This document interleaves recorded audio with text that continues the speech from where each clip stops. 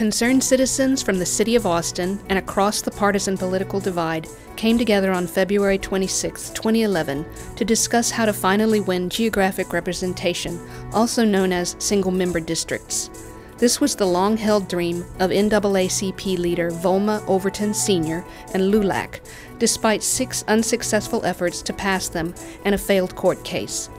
The coalition included leaders like Travis County Republican Vice Chair Roger Borgelt, longtime Austin NAACP President Nelson Linder, former State Senator Gonzalo Barrientos, and hundreds of activists of all persuasions and neighborhoods. Retired political consultant Peck Young and independent organizer Linda Curtis of ChangeAustin.org led the efforts of what became the largest and broadest coalition ever seen in Austin city politics. The coalition worked by consensus through August 2011 before we officially became Austinites for Geographic Representation. We grew to 31 organizations, including the League of Women Voters, the Austin Neighborhoods Council, home builders and environmentalists, Green Party leaders, libertarian activists, former officials like County Judge Bill Ailshire, and so many more. AGR's first debate was over whether to have a simple district system or to have a so-called hybrid system with some citywide seats, besides the mayor's. After months of discussion, Peck Young convinced us that in order to meet requirements of the Voting Rights Act, 10 districts was the least number of seats that would not dilute the African American vote. It also just so happened that all neighborhoods wanted equal representation.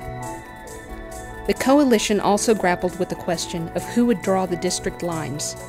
One of the nation's legal experts on redistricting is UT Law Professor Emeritus Steve Bickerstaff, who advised AGR to use the Best Citizens Commission model in the country, also developed after 6 losses. It finally passed in California. Local reform activist attorney Fred Lewis attended AGR meetings and helped us tweak the changes needed for the Austin community. In the fall of 2011, the City Council appointed its own committee, the Charter Revision Committee, to address this issue. In spring 2012, this committee, chaired by former State Senator Gonzalo Barrientos, recommended the Council place 10-1 on the ballot. However, the Austin City Council decided to put their own plan, a hybrid system, on the ballot without a provision for who would draw the lines, allowing the Council to decide their own method.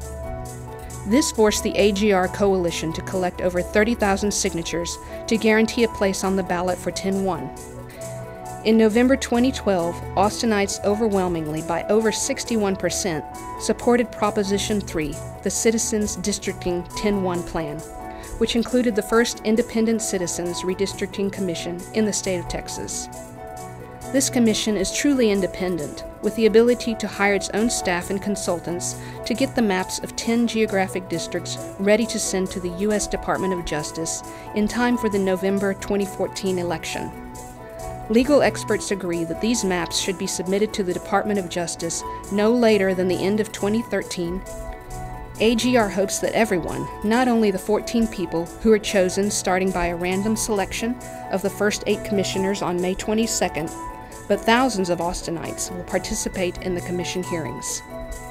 It is our hope that once the maps are drawn and AGR goes out of existence, we will leave a legacy of the healthy debate and true consensus building that became not just another law, but the spirit of Austin.